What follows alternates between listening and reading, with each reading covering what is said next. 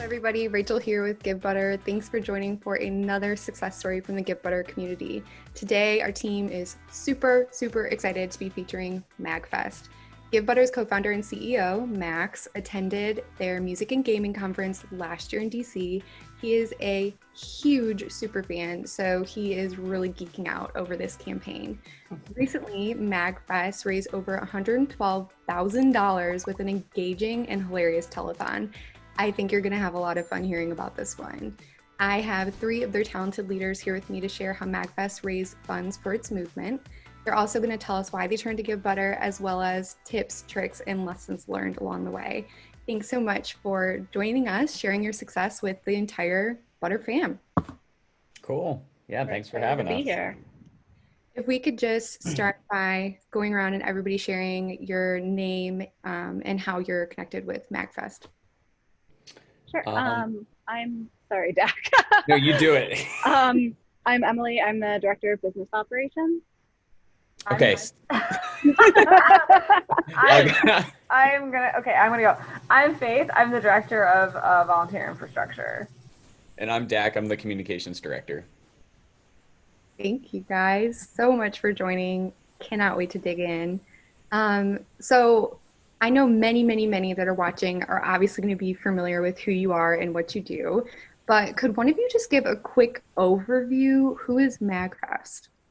So MAGFest is a nonprofit organization, and our mission is sort of, in a general way, we want to make the world a better place through video games and music.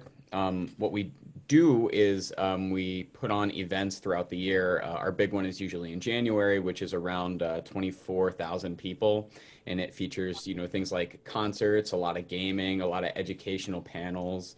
It's a big giant event. A lot of people just say it's like the biggest party they've ever been to, but we do that ultimately to spread the love and joy of video game music and the culture, and spread that across our community. Beautiful. So I know you, like so many other nonprofits, have been hit hard by COVID-19 and the way that you accelerate your mission. So walk us back several months ago, like when COVID-19 first hit, what were the conversations your team was having about, like, what are we going to do, and how that related to fundraising? It was a very challenging time for quite a while. We ended up creating a task force of a lot of high-level individuals. We called it the Contingency Task Force, and we just continually monitored kind of the situation with COVID with respect to how it's spreading, how different states are reacting, just different regulations being put into place. And since we have multiple events that happen throughout the year, we were kind of just eyeing them as they happened, although Super, which is our flagship event that happens in January, is our biggest revenue driver. So that was the biggest concern for all of us, but we were hopeful that maybe things would calm down, which wasn't really the case. But we were just really looking at the horizon as the months kind of rolled by, and had to just make decisions based on just local regulations, and whether it was really even safe or responsible to have an event. So that was kind of a big driver for some of these conversations with how COVID affected us. Yeah, so Dak, what was your inspiration with the telethon? Because you were kind of the one where the gears were turning and you were thinking about this concept, right? Yeah, I mean, I think the idea of like a telethon was probably it was like a group effort. We started with a lot of our content at MAGFest.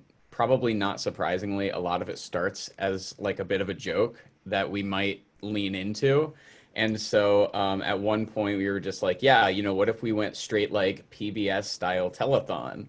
And before we knew it, we were, designing sets that had, glittery things and like phones that didn't even work, and pieces of content that, were bizarre, that we just kind of wanted to, fit in wherever we could to make things as entertaining as possible.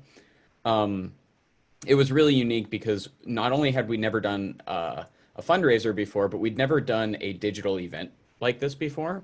Oh, And wow. so there was a huge learning curve, not only in trying to capitalize on the fundraising incentives, but trying to make it entertaining for an audience that was predominantly online, well, entirely online. But consisted of a lot of our community, but also consisted of like regular viewers of Twitch and Twitch content, and trying to like create that balancing act, especially in like just the few weeks that we had to put it all together, was a huge challenge.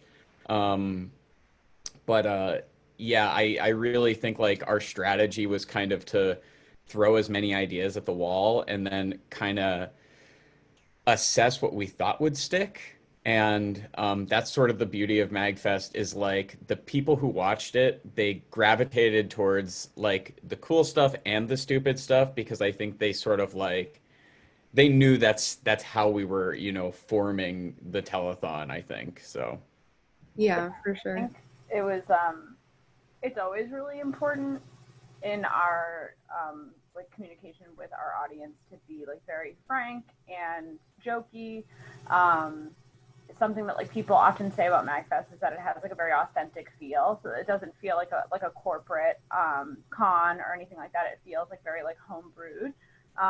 And so we wanted our communication around our event cancellation and subsequent fundraising to be in that same sort of like vein of how we talk to people, how we're always very frank and authentic. And the telethon was the same way, right? Like we're doing it live, like we're literally doing it live, but also we're making up a lot of stuff as we go along and adjusting based on what people seem to be into. Right. Yeah. And you can tell that you guys were enjoying putting it together. You provided so much comic relief in your content that you were providing. And 2020, right? Like we all need a good laugh. And you provided that space for people to just forget about everything else for a day and participate and show up and have fun and see new and exciting things. So let me go ahead and share my screen so people can see your beautiful campaign. Um, so one thing that I want to point out that I thought was so interesting that you did was your use of the supporter feed on Givebutter. Well, I mean, if you're looking for some entertainment and you're watching this right now, please, this will be linked in their story. Please look at their supporter feed and have a great laugh. But also, this is still available on their fundraising page. If you're looking for a fun way to do a telethon, you can also check out this inspiration. I'm just going to play a really short clip of how you incorporated the supporter feed into your telethon. Oh, hey, whoa, And whoa, I have an whoa. announcement to make. Throughout this entire Yo, that's our first party light. And starting off very strong, I have 3 donations. You know what? That's as good as $100 from Parker. Long live MAGFest. $100 from Jesse / Smash Riot. Pancakes are totally legal and very delicious. And finally, $100 from Logan Camacho. Good luck, MAGFest. I just thought that was so smart. And if you can believe it, of the many, many, many telethons that we've seen this year, I haven't seen anyone else do that exactly. So I just thought that is a great source of inspiration for people who are watching, that there's so many ways that you can incorporate that supporter interaction to build community throughout. So kudos to you and your team. I thought that was really smart. And you kept your story and copy just so simple, which is really, really effective for getting people to have their eyes drawn to the donate button, which is what you want during the telethon. Don't distract, just get them right to the button, 3 steps and you're done, right? What are other things that stand out to you when you look at your Givebutter fundraiser, other like strategies or things you guys were thinking about as you were setting it up or choosing Givebutter? So there were definitely, we learned a lot about the Givebutter platform kind of in real time, because we were not super clear like internally about what we wanted our content to be or how we wanted our donations to drive the content. And so we kind of worked a little bit backwards, where we built our content first and then we tried to plug it into Givebutter. And one of the more unique ways I think that we did that was by creating donation incentives and utilizing the teams in Givebutter to basically be those donation incentives and those current goals. And I think if you scroll down, well, actually, I don't think we have any live at the moment, but the Givebutter team was even able to change some of the static copy from, I think it was like team members or whatever, to current goals. And so that kind of helped our messaging a little bit. But because we were sort of retooling the Givebutter system for like a purpose that it probably had never seen before, we did encounter some challenges, but I think we overcame those not only by figuring out like the path of least resistance for people who were donating, but we also made sure to mention it during the stream many times how to donate. And if you haven't seen it, one of our content producers, Josh, made a full video on how to donate in Givebutter specifically It's for hilarious. our, it's So good. amazing. He's so So funny. it's one of the greatest, like if you haven't seen that, I'll have to send that to you because Yes, it's we will link it to the fantastic. story. It's so good. And we also utilized part of our content was that something that Dak does is he designs our badges and our lanyards and all of like the assets, the art assets that, or not all of, but many of that go with our events. And so we encourage people to donate and then include in that supporter feed like a drawing or a picture or a meme or like something that they just thought was funny. And then we also had a volunteer who in real time was saving all of them somewhere so that Dak could then create a banner that was, crowdsourced, right? And that was something that we just kind of made up because Givebutter had the opportunity to include a personalized thing. The other thing too that we did was, we kind of reacted in real time. We made changes in the moment. Like the last hour of the telethon was completely improvised. Like we didn't plan that, but we threw, 3 teams up there, like Bean Sonic, Bean Mario, and Bean Deb, and people donated to dump beans on people and, mascots. And that it was just kind of, I think, very MAGFest and just how it happened. And also, I think a lot of the viewers loved it, just, how impromptu and how funny and just like odd it was. And it was really cool that we could just do that immediately, just in real time. Yeah, it was very like user, that part, the being able to make teams, being able to like customize the story, stuff like that, was very helpful. Like I've been joking the last couple of days, but like I literally went to the bathroom and the subtitle had gone from the big ass to the bean ass, and I was like, I didn't approve this. I did that. No, I loved it, but I just mean like I literally had just gone to the restroom and come back and content had changed, and that was totally fine. And that was, kind of one of the ways that we used Givebutter too, is we changed the story, we changed the teams, we changed multiple things on the page as the day went to match the content of what we were doing. And it was very quick to do. Like we had a couple times where I had to tell Dak, no, it's not ready yet, hold on. But it was, just like a minute or two, and it was really cool, just kind of being able to just swap it out so that people could, donate to something else. It was really fun. And speaking of that, if you actually want to refresh the page, I'll show you right now exactly how quick and swiftly we were able to do that. So if you take a look, we now have, this is the internet video of how to actually use Givebutter, which you can watch on your own whenever you want. But if you scroll down, we now have the 3 goals. Now, they don't have any money in them, obviously, because I just created them. But this was how we were able to utilize what donation incentives were active at the time. And then in addition to that, one thing that we learned very late on was that we could inject HTML into the story, and also, by the way, into the location, which I'm not sure if you guys were aware that you could do that, but I found out that you could, which is... Yeah, you're like one of 2 people who's ever tried it. Yeah.